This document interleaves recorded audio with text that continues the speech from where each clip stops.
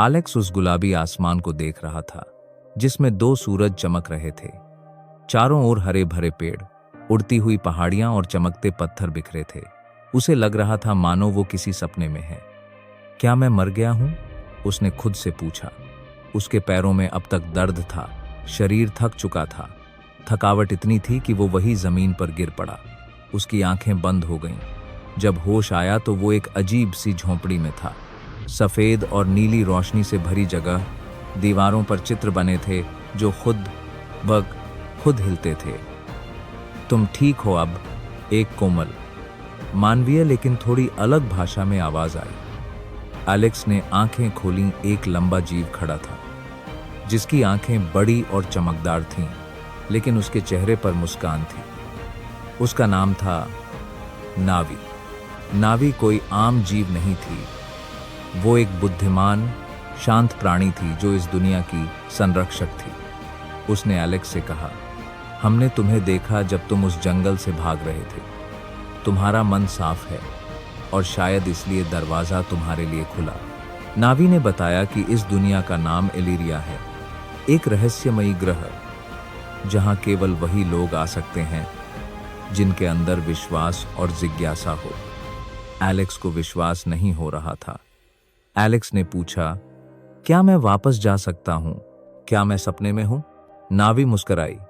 तुम यहां इसलिए आए हो क्योंकि तुम्हें कुछ सीखना है, कुछ पाना है, जिससे तुम्हारी असली पहचान सामने आएगी। एलेक्स को साधु बाबा की बात याद आई। कहानियां असली हैं और एक दिन तू जानेगा। उसे झटका लगा। क्या बाबा हमेशा सच कह रहे थे? नावी ने उसे एक नक्शा दिया, लेकिन ये नक्शा साधारण नहीं था। वो एलेक्स की हथेली पर चमकता दिखाई दिया। नावी बोली, तुम्हें 5 चिन्ह खोजने होंगे जो तुम्हें चेतना के द्वार तक ले जाएंगे। एलेक्स और नावी पहले चिन्ह की ओर निकले। रास्ता बेहद सुंदर लेकिन चालाकी भरा था। पत्थर अपने आप घूमते थे। हवा रुक कर चलती थी। एलेक्स को वहां अपने मन की शक्ति से रास्ता खोलना पड़ा।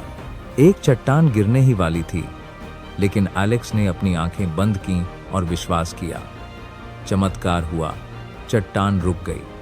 नावी बोली, यही तो है तुम्हारी ताकत, आत्मविश्वास। एलेक्स को पहली जगह से एक चमकता पत्थर मिला जिस पर लिखा था, जब तुम खुद पर विश्वास करो तो दुनिया तुम्हारा रास्ता बना देती है।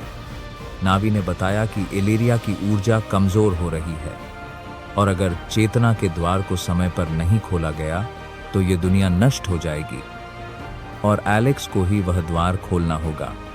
अब ये सिर्फ बाहरी यात्रा नहीं थी।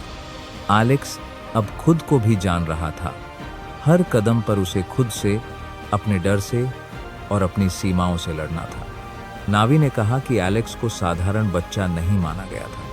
वो इलीरिया के पुराने योद्धाओं की वंश परंपरा से जुड़ा है जो दोनों दुनियाओं को जोड़ सकता है। एक गांव में एक बीमार जीव था।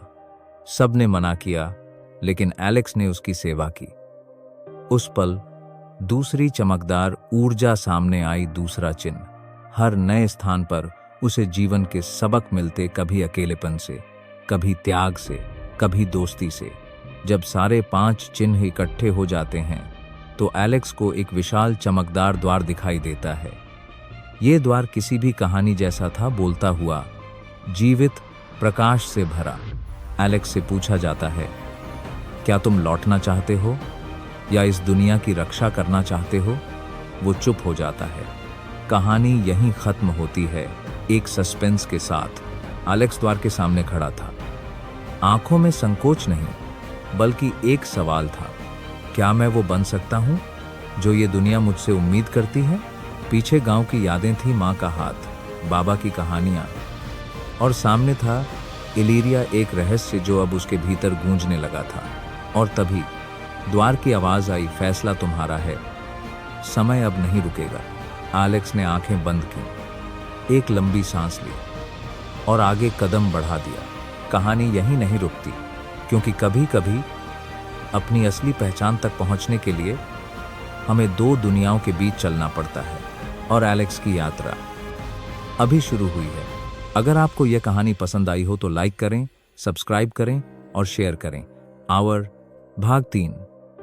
जल्द आ रहा है।